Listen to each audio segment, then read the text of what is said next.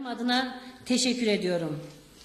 Tüm konuklara, siyasi parti, demokratik kitle örgütü, sivil toplum kuruluşu temsilcilerine, değerli şahsiyetlere, aydınlara, yazarlara, gazetecilere, insan hakları savunucularına, kongremize katılarak bize güç verdikleri için teşekkürlerimi sunarken şükranlarımı da ifade etmek istiyorum. Çünkü bu hepimizin mücadelesi, bu bir onur mücadelesi, bu bir insanlık mücadelesi, bu bir demokrasi mücadelesi ve bu Türkiye'nin geleceğini kurtarma mücadelesidir. Bu mücadelede yanımızda olan, güç veren, destek veren, dayanışma duygularını bizden esirgemeyen herkese teşekkürlerimi sunuyorum. Değerli arkadaşlar, kongremizden hemen bir gün sonra kongremiz hakkında jet hızıyla soruşturma açıldığını basından öğrendik. Açıkça şunu söylüyoruz ki bu bir Türkiye klasiğidir. Şimdiye kadar her zaman aynı şeyi yapıyorlar. Ne zaman biz örgütlenme konusunda bir çaba içerisine girsek, ne zaman çözüm konusunda görüşlerimizi açık ve net, güçlü, kararlı bir şekilde ifade etsek, arkasından bir yargı vesayetiyle karşılaşıyoruz.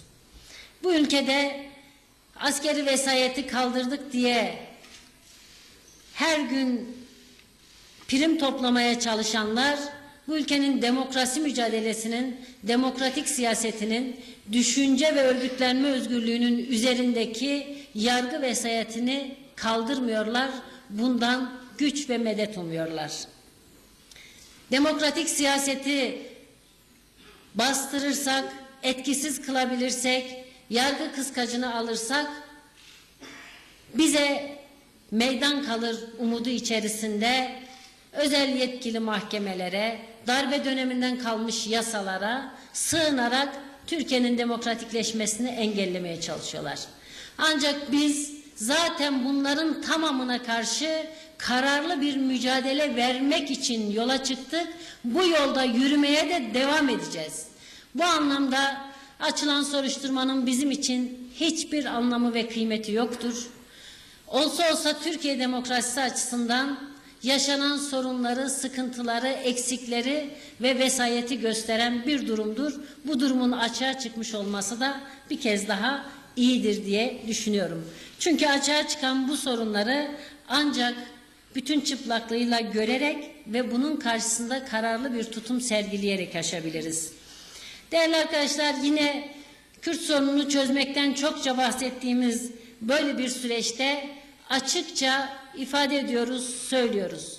Dünyanın benzer sorunlarını yaşayan bütün ülkelerinde bir çözüm sürecinden eğer bahsedilecekse öncelikle çözüm konusundaki görüşlerin, düşüncelerin, politikaların engelsiz bir şekilde tartışılmasını güvenceye alan bir düzenleme yapılır.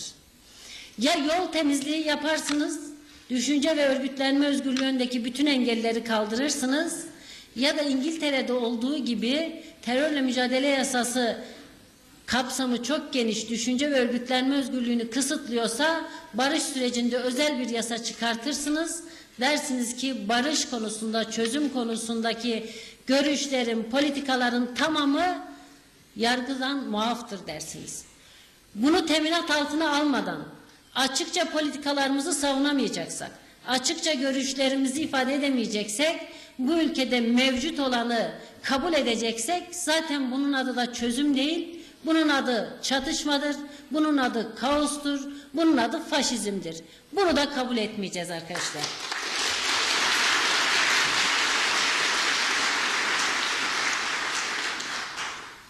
Değerli arkadaşlar, biz kongremizde çözümün önünü açabilecek, demokrasiyi geliştirebilecek görüşlerimizi ifade ederken birileri de Hakkari'de halkın üzerine bomba yağdırmaya devam ediyordu. Bu nedenle ben bugün aslında grup konuşmamızın tamamını cezaevlerindeki açlık grevine ayırmak istiyorduk. Ancak Hakkari'de yaşanan bu gelişmelere değinerek sürdürmek istiyorum konuşmamı. Hakkari'nin Çukurca ilçesi Kazan köyünde evine top mermisinin isabet etmesi sonucu hayatını kaybeden 8 çocuk annesi Ayza Çetin'e Allah'tan rahmet, ailesi ve yakınlarına başsağlığı diliyorum. Köylülerin anlatımına göre o köyde ve bombalanan alanda sivil halkın, sivil yerleşim yerinin olduğu bilinerek açıkça hedef alınarak bir operasyon yapılmıştır. Kazan Vadisi yakınlarında bulunan Kazan Köyü önceki gün güne operasyonlarla top sesleriyle uyanıyor. Herkes sabah işine gücüne giderken köye top atışları yapılıyor. Köy 3 kez top atışına tutuluyor.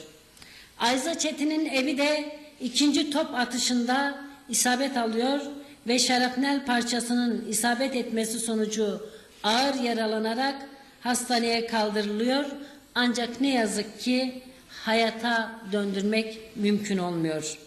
Yine şarapnel parçasının isabet etmesi sonucu aynı köyden Zekiye Çetinkaya da yaralanarak Hakkari Devlet Hastanesi'nde tedavi altına alındı. Görgü tanıklarının anlatımı olayın vahametini ortaya koyması açısından oldukça dikkat çekicidir. Görgü tanıkları askerlerin köyün yukarı tepelik bölgelerinde mevzilendiğini ve köyü çok rahat gördüğünü, hayvanlarını otlatmak için dışarı çıkan insanların hareketliliğinin çıplak gözle fark edilmesinin mümkün olduğunu anlatıyorlar. Görgü tanıkları buna göre köye doğru top atışının yapıldığını, kendilerinin açıkça hedef alındığını belirtiyorlar. Ayza Çetin'in evinin isabet alması, askerlerin köy üzerine ateş açtığını açıkça ortaya koymaktadır. 2 günden bu yana resmi ağızlardan bir açıklama yapılmış değil. Sivillerin hedef alındığı, yerleşim yerlerinin bombalandığı gün gibi açık ve ortadadır. Kazan köyü resmen bir katliamın eşiğinden dönmüştür. Bizce bu olay çok açık ve net bir şekilde sivil halka yönelik bir katliam girişimidir. Bu operasyonda görev alanların derhal açıklanması, yargı önüne çıkartılması, hesap vermesi gerekiyor. 8 çocuğu öksüz kalan Ayza Çetin'in katilleri derhal halka, hepimize, Türkiye'ye hesap vermelidir. Biz başından beri hükümeti uyardık, uyarıyoruz. Daha geçen hafta bu meclisten 2 savaş tezkeresi çıktı. Birisi Suriye, diğeri de Irak için sınır ötesi operasyon tezkeresiydi. Daha bu tezkerelerden birkaç gün geçmeden Kazan'da sivil yerleşim yerleri hedef alınarak bombardıman yapıldı. Biz zaten bu savaş politikasının, bu savaş tezkerelerinin asıl hedefinin Kürt halkını korkutmak, sindirmek, mücadelesinden ve taleplerinden vazgeçirmek amacı taşıdığını çok iyi biliyoruz. Bu nedenle bu savaş tezkerelerini kimse sadece Türkiye'nin güvenliği bahanesiyle açıklayamaz, izah edemez. Bu bir politik tercihtir.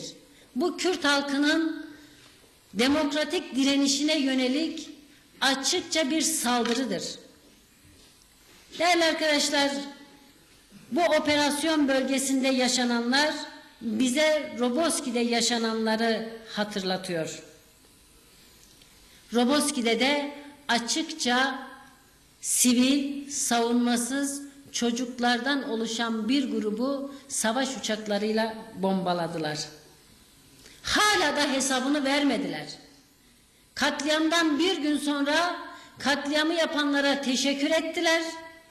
Ama halka, evladını yitiren ailelere bir özürü bile fazla gördüler. Bu katliamcı zihniyet, insanlık direnişi karşısında, onur ve haysiyet direnişi karşısında, Kürt halkının direnişi karşısında yenilecektir, mahkum olacaktır.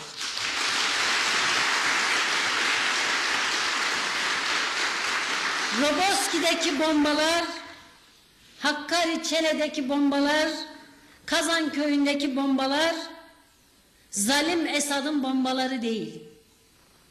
O bombalar, o mermiler, Türkiye Cumhuriyeti Devleti'nin mermileri ve orada yaşamını yitirenler de bu ülkenin birilerinin deyimiyle sözde vatandaşı olacak ki hala hiçbir yetkili ağzını açıp bir tek cümle dahi söylemiyor.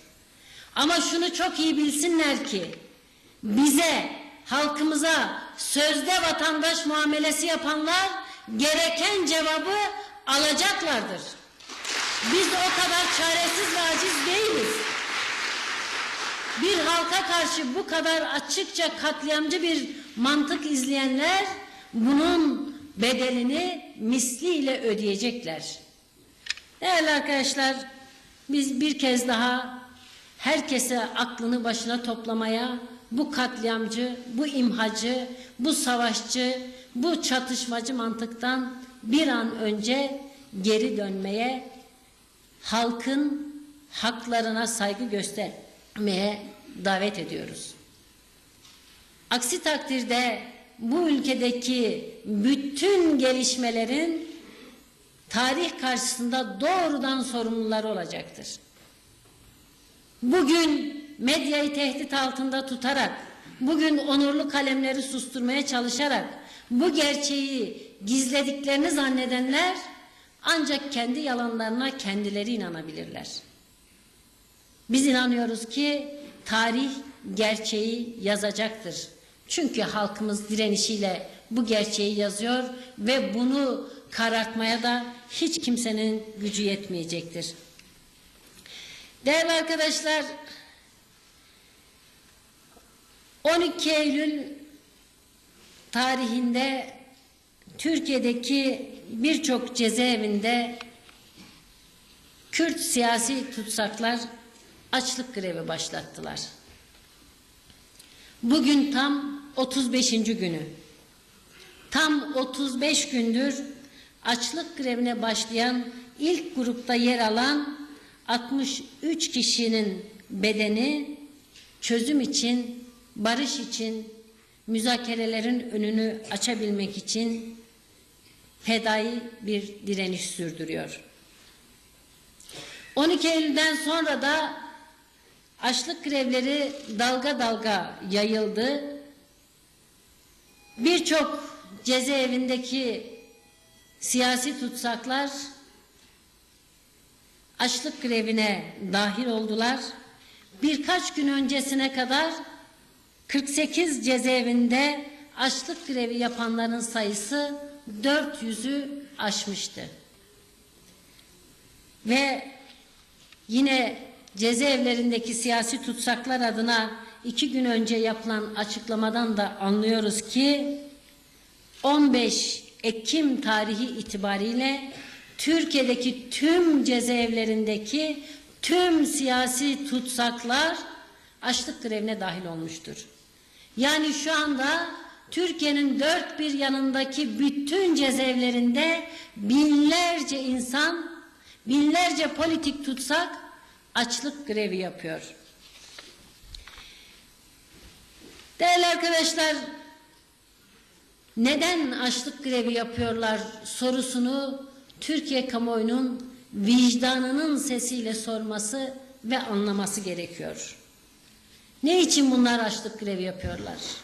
Şimdiye kadar Türkiye'de de dünyanın birçok ülkesinde de cezaevlerinde açlık grevleri yapılır. Bunların büyük çoğunluğu tutsakların, tutukluların, mahkumların kendi yaşam koşullarını iyileştirmek amacıyla yapılmış açlık grevleridir. Tarih boyunca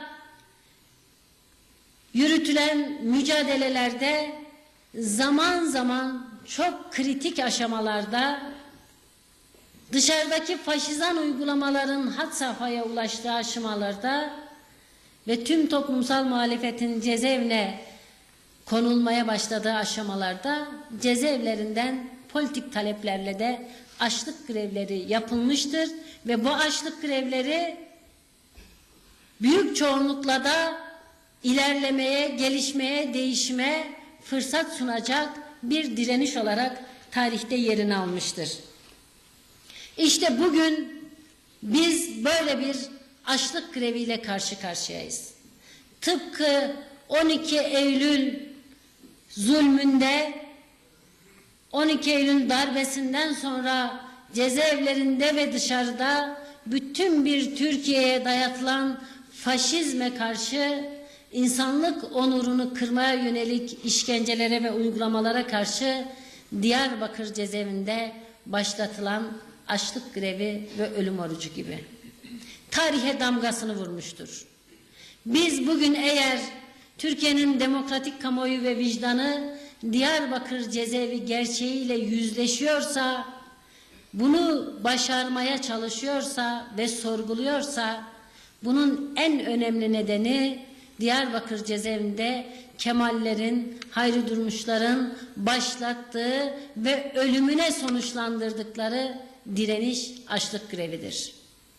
Çünkü o direniş olmasaydı, cezaevleri faşizme boyun eğseydi, onurunu yitirseydi, bir direniş tarihi olmasaydı, faşizm galip gelseydi, bugün biz bir Diyarbakır gerçeğinden bahsetmeyecektik. Çünkü toplumu, herkesi teslim almış olacaklardı. İşte bugün de Kürt sorunu konusunda içine girdiğimiz süreçte yaşanan tıkanıklığı aşmak için cezaevlerindeki binlerce politik tutsak bedenlerini açlığa ve ölüme yatırdılar.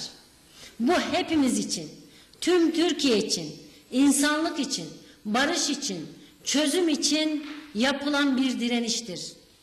Buna sahip çıkmak, destek olmak ve bunun başarıyla sonuçlanması, çözümün ve diyaloğun önünün açılması için bu mücadeleye katkı sunmak hepimizin insanlık görevidir.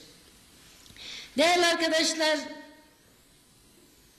açlık grevine başlayan tutsakların kamuoyuna yaptığı açıklamadan 2 tane sade, samimi, gerçekleşebilir talebi kamuoyuna sunduklarını görüyoruz.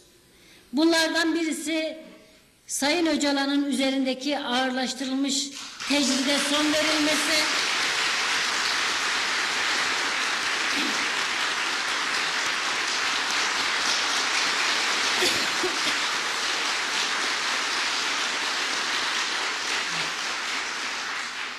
barış konusunda, çözüm konusunda rolünü oynayabilmesi için sağlık, güvenlik ve özgürlük koşullarının sağlanması talebidir. İkinci talep ise ana dilde eğitim ve ana dilde savunma hakkı önündeki engellerin kaldırılmasıdır. Bunlar son derece haklı, demokratik, meşru ve bir o kadar da gerçekleşmesi mümkün olan taleplerdir. Sayın Öcalan 27 Temmuz 2011'den bu yana tam 447 gündür ağırlaştırılmış insanlık dışı tecrit altında tutuluyor. Kendisi sıradan bir tutuklu, sıradan bir şahsiyet değildir. Bunu herkes biliyor. Sayın Öcalan milyonların irade olarak gördüğü, Türkiye halklarını bir arada tutan bir barış köprüsüdür. Bu nedenle İmralı'ya yaklaşım önemlidir. Ona gösterilen yaklaşım barışa, diyaloğa, müzakereye ve hepimizin demokratik bir geleceğe ulaşıp ulaşmayacağına, birlikte yaşayıp yaşamayacağımıza dair bir yaklaşım olacaktır. İmralı'da tecridin artırılması, Türkiye'de demokrasinin ve özgürlüklerin tecrit altına alınması, halklar arası köprünün yıkılmak istenmesi anlamına gelmektedir. Bir yılı aşkın süredir kendisi ağır tecrit altında tutuluyor. Peki sadece orada tecrit altında tutulan Sayın Öcalan mıdır? Aslında tecrit altında tutulan halklarımızın geleceğidir. Barış ve çözüm umududur. Birlikte yaşama iradesine tecrit uygulanmaktadır. Son bir yılda bu ülkenin ne hale geldiğini hepimiz görüyoruz. Ülke neredeyse yarı açık cezaevine dönüştürüldü. Toplumsal muhalefete, demokrasi güçlerine, barış ve özgürlük taleplerine haykıran, hakkını, hukukunu savunan, herkese karşı faşizan ve pervasız uygulamalar hayata geçirildi. Ülkeyi yangın yerine dönüştüren çatışmalarda her gün bu ülkenin dört bir yanında cenaze kaldırıyoruz. Her gün bu ülkenin dört bir yanında taziye evi kuruyoruz. Bugün bu ülke bu noktaya geldiyse artık neden sorusunu çok daha güçlü bir şekilde sormak ve bu nedeni ortadan kaldıracak güçlü bir irade, kararlı bir duruş sergilemek gerekiyor. Değerli arkadaşlar, Oslo'da yapılan görüşmelerle işine geldiği zaman politika yapan hükümet, işine geldiği zaman bunu kamuoyunda istediği derecede ve istediği biçimde tartıştıran hükümet bize henüz şunun cevabını vermedi. Neden bu noktaya geldik? Bu soruyu hepimiz artık çok daha güçlü soruyoruz. Çünkü içine girdiğimiz süreci artık Türkiye taşıyamıyor. Eğer hükümet bu görüşmelerde samimi ve kararlı davransaydı, İmralı'yı devre dışı bırakmasaydı, İmralı'daki barış ve çözüm arayışını etkisiz kılmasaydı, bu müzakere yaklaşımında kararlı olsaydı, arkasına siyasi irade koysaydı, görüşmeler sürecince ortaya çıkan tartışmaların da bir ürünü olan protokolleri elinin tersiyle itmeseydi, en azından tartışmayı açsaydı, o protokolleri kamuoyuna sunsaydı, şuralarına itiraz ediyoruz, kabul etmiyoruz ama biz müzakerede ısrarlıyız deseydi, bugün geldiğimiz bu noktada olmayacaktık. Ama hükümet tam tersini tercih etti. Bu görüşmelerin arkasına siyasi bir irade ve kararlılık koymadı. 3 yıl boyunca sürdürdüğü görüşmelerin bir ürünü olan protokollerin varlığını ve yokluğunu bile tartışır hale geldik. Onlar bir protokol mü? Bir talepler manzumesi mi? Üzerine mutabakata varılmış bir metin mi? Tartışmaya sunulmuş bir metin mi? İçinde ne yazıyor? Bütün bunların hiçbirine cevap bulamadığımız bir sürece bizi sürükledi. Değerli arkadaşlar, bu politika sadece Türkiye'nin içerisinde savaşı tırmandırma yaklaşımıyla da sınırlı değil. Bunun arkasında bir de Orta Doğu'da ve Suriye'de izlenen politikalar var. Bugün Türkiye Suriye'de bölgesel bir savaşın eşiğine gelmişse bunun altında yatan yine Kürt açmazı ve bu bağlamda İmralı'da uygulanan tecrit politikasıdır. İçeride savaşı tırmandırırken Suriye'de de Kürtlerin kazanımlarını engellemek için savaş tezkeresi çıkarma aşaması dahil çok hızlı bir şekilde Türkiye'yi savaş hazırlıklarına ve savaşın eşiğine getiren bir politika izlendi. Hükümet, Kürtlerin en demokratik haklarını engelleme adına Türkiye'yi böylesi bir uçurumun kenarına taşıdı. O nedenle Suriye'de yaşanan süreçte İmralı üzerinde yürütülen tecrit politikasıyla doğrudan bağlantılıdır.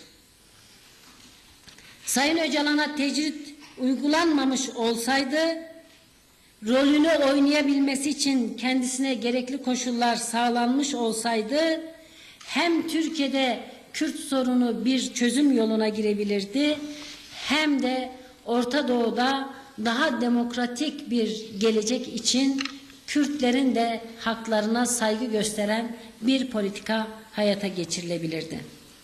Bu nedenle İmralı'daki tecriti bir tutukluya uygulanmış sıradan idari bir tedbir olarak ele alamayız, bakamayız.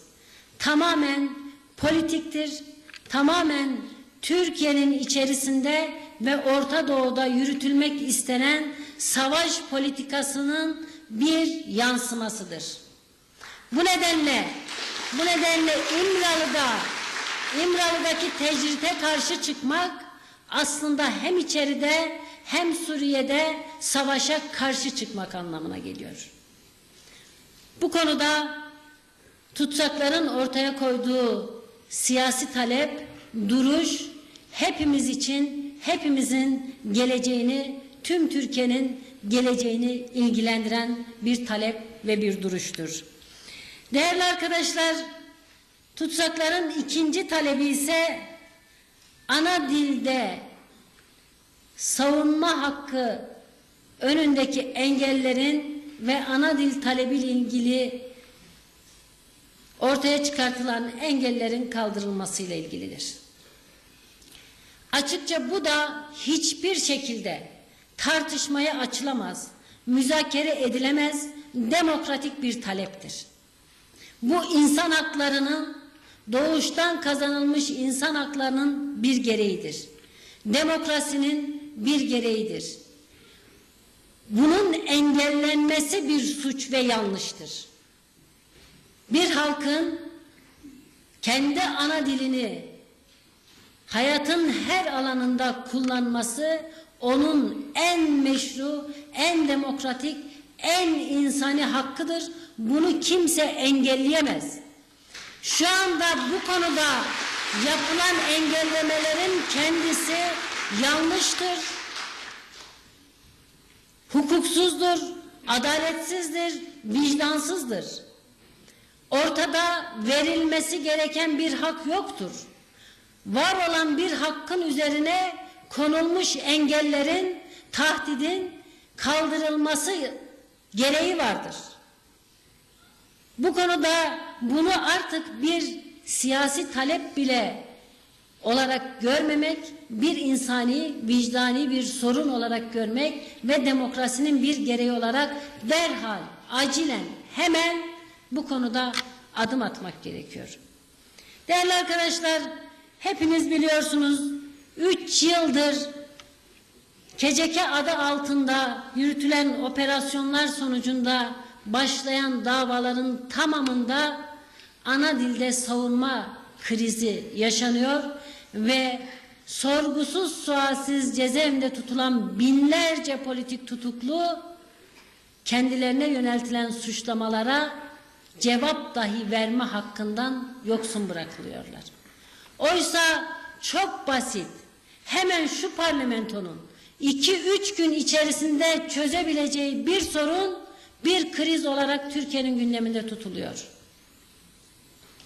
Hepimiz çok iyi biliyoruz ki ceza muhakemeleri usul kanununda meramını Türkçe anlatabilenler Türkçe savunma yaparlar diye bir hüküm var. Bunu tutuklular, suç isnadı altında bulunanlar kendilerini en iyi ne şekilde ifade edeceklerini, hangi dilde ifade edebileceklerini beyan ediyorlarsa o dilde savunmalarını yaparlar şeklinde değiştirdiğimiz an ana dilde savunma krizi çözülecek. Bu kadar basit, bu kadar kolay ve bu kadar yalındır. Ne bir anayasa değişikliği gerektirir, ne büyük tartışmalar gerektirir. Türkiye kamuoyunda buna karşı çıkabilecek hiçbir vicdanlı ses de yoktur. Bunu bile yapmaktan kaçınan bir iktidar, ana dilde savunma konusundaki engeli 2023 yılındaki hedeflerinin içerisinde kaldıracağını vaat ediyor. Değerli arkadaşlar, bu anlamsız tutumdan derhal vazgeçilmeli.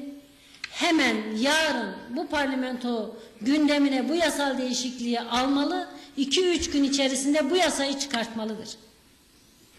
Bu artık bir talep alma verme meselesi de değildir. Doğrudan çok acil bir savunma hakkı konusudur. Bu da hepimiz çok iyi biliyoruz ki aslında adaletin tartışılmaz haklarından en temelidir.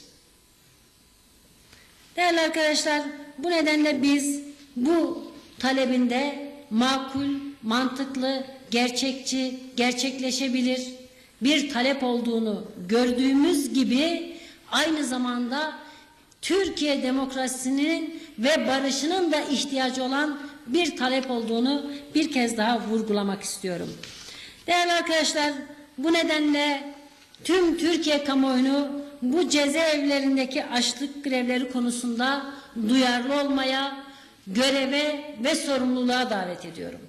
Tüm Türkiye'nin, hepimizin, kendimize insanım diyen herkesin boynunun borcudur bu direnişe destek olmak ve ölümleri engellemek.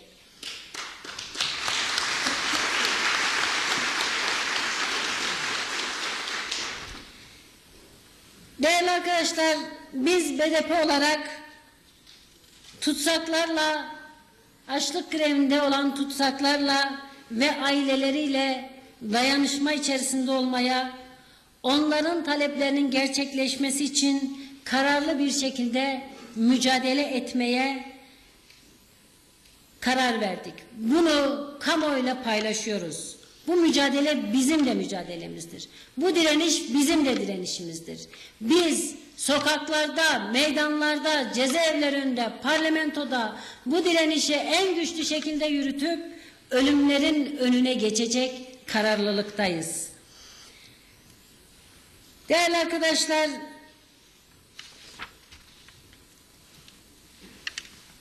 cezaevlerindeki açlık grevlerinin talepleriyle ilgili yaptığımız bu tartışmanın yanı sıra bir de çok önemli bir boyutu var ki insani, vicdani ve ahlaki bir durumdur.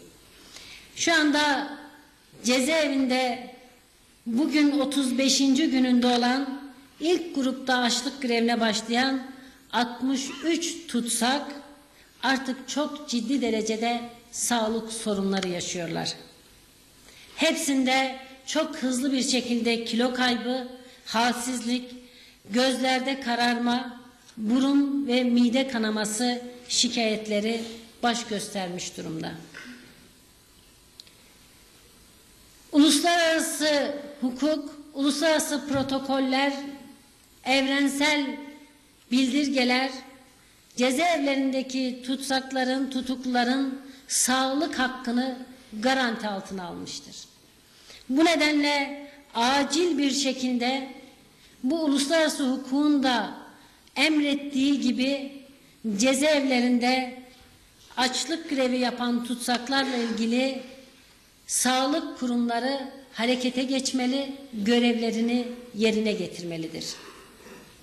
Derhal en kısa zamanda tüm hekimler, sağlıkla ilgili sendikalar, meslek örgütleri harekete geçmeli, görevlerinin gereği olarak bu konuda bir çaba ve yaklaşım içerisinde olmalıdırlar. Geçmişteki bazı deneyimlerden biliyoruz ki bakanlık bu konuda engelleyici bir tutum içerisinde olmuştur. Buradan çağrı yapıyoruz. Bu vicdani bir durumdur. Bu insani, ahlaki bir durumdur. Kimse vicdanına kilit vurmasın. Kimse 35 gündür bedenini açlığa yatırmış ve bu konuda sonuna kadar kararlı bir direnişi sürdüreceğini açıklayan bu insanların göz göre göre ölüme gitmesine seyirci kalmasın diyoruz.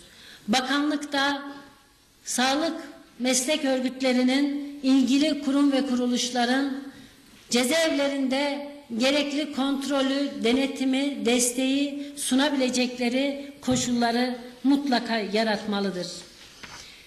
Değerli arkadaşlar, yine bu durumun vicdani bir başka boyutu da şudur ki, bugün özellikle KCK adı altında yürütülen siyasi soykırım operasyonlarında cezaevinde tutulan 10.000'e yakın tutsak da açlık grevinin içerisindedir. Ve bunların büyük çoğunluğu geçmişte de uzun yıllar cezaevi yapmış, birçok kez açlık grevleri yapmış. Bu nedenle zaten sağlık koşulları bu açlık grevini daha uzun sürede yürütmeye müsait olmayan arkadaşlarımızdan oluşuyor. Bunlardan birkaçıyla ilgili küçücük şeyleri sizlerle paylaşmak istiyorum. Örneğin Siirt E-tipi kapalı cezaevinde bulunan Gülistan Abdo tam 20 yıldır cezaevinde yatıyor. Tam 20 yıldır cezaevinde olan Gülistan Abdo aynı zamanda ayağı da kesilen, bu nedenle kemik erimesi yaşayan, ciddi sağlık sorunları yaşayan bir kadın tutsak. Ve bugün 35 gündür açlık grevinde olan tutsaklar arasında yer alıyor.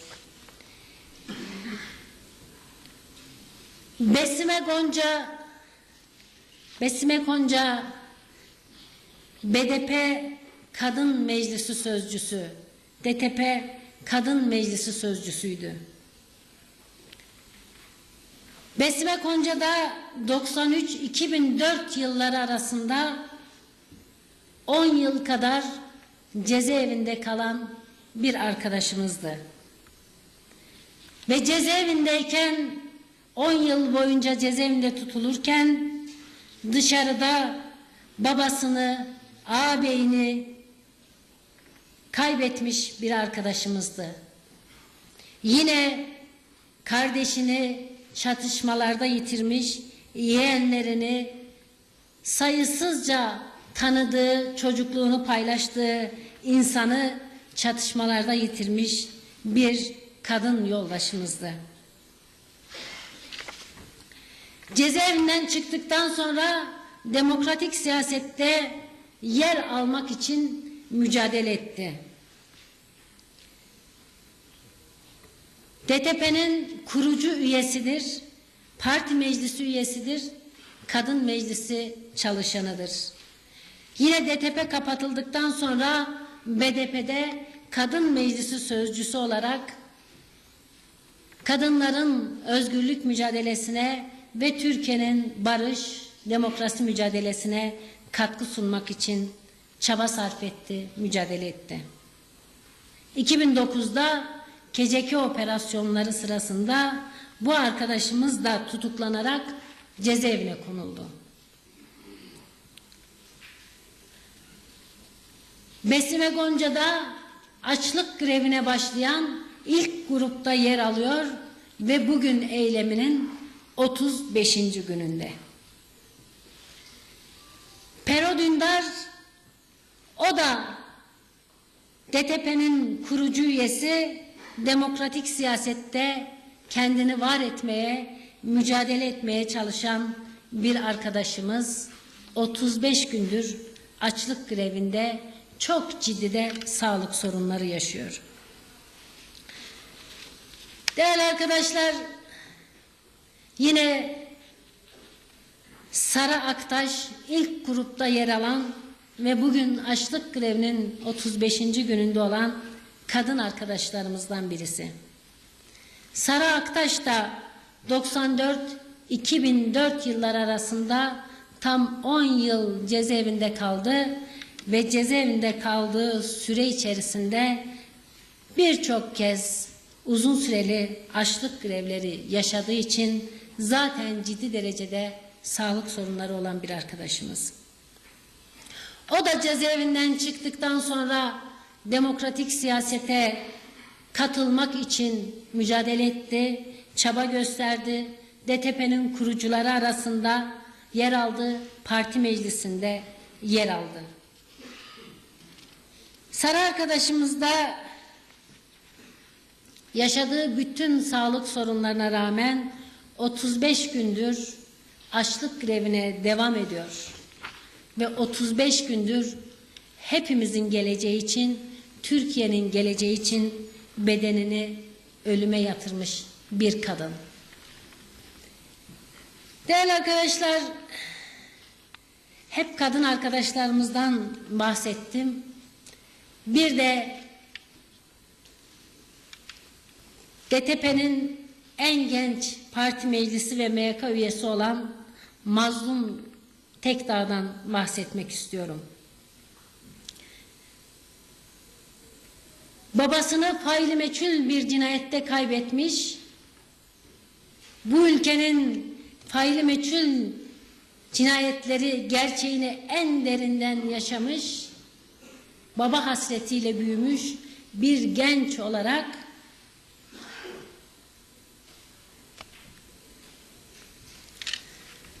demokratik siyasette mücadele etmek istedi arkadaşımız. Bizimle birlikteydi.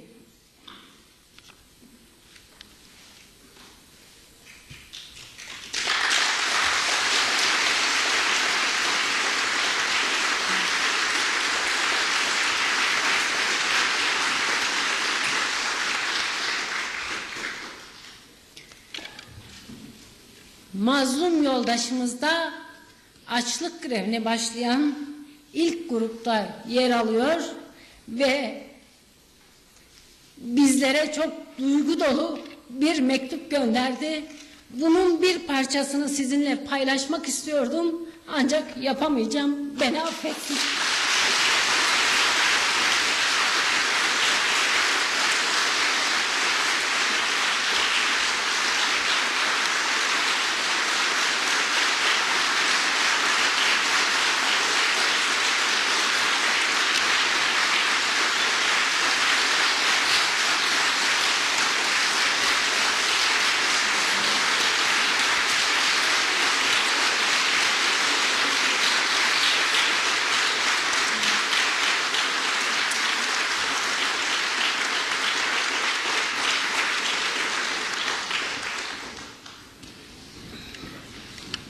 Değerli arkadaşlar, Orta Doğu'nun iki mazlum halkı, Filistin halkı ve Kürt halkı, Filistin halkının özgürlük davası ve Kürt halkının özgürlük davası, Orta Doğu'nun kanayan iki yarası.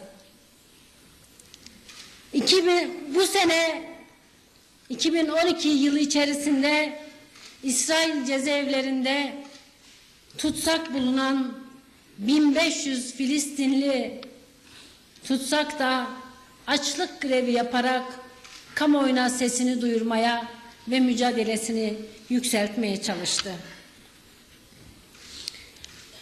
Filistinli tutsaklar Türkiye Cumhuriyeti Başbakanı'na bir mektup yazdılar.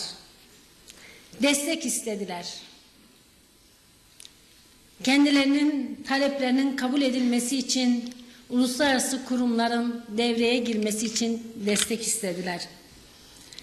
11 Mayıs 2012'de Türkiye Cumhuriyeti Dışişleri Bakanlığı'ndan bir basın açıklaması yapıldı. O açıklamada açlık grevinde 70 günü aşmış bulunan 7 Filistinlinin sağlık durumlarının kritik aşamaya gelmiş olduğu bunun Türkiye açısından derin bir endişe ve üzüntü yarattığı kamuoyuyla paylaşıldı. Ve uluslararası topluma Filistinli tutsakların durumlarını hassasiyetle dikkate almaları ve çözüme kavuşturulması için çaba içerisinde olmaları çağrısı yapıldı. Dışişleri Bakanlığı'ndan yapılan bu açıklamadan sonra Türkiye'nin farklı ülkelerdeki büyükelçiliklerinden de benzer açıklamalar geldi. Türkiye ve Mısır'ın kamuoyuna yansıyan katkıları ve çabaları sonucunda Filistinli tutsakların talepleri doğrultusunda bir gelişme sağlandı, bir uzlaşmaya varıldı ve açlık grevi sonuçlandırıldı. Bu çaba önemlidir, takdir edilmesi gereken bir çabadır. İnsani olarak, vicdani olarak, ahlaki olarak ve demokratik olarak yapılması gereken bir çabadır. Ancak bunu Orta Doğu'nun kanayan ikinci yarası olan Kürt halkından esirgemek de bir o kadar vicdansızlıktır.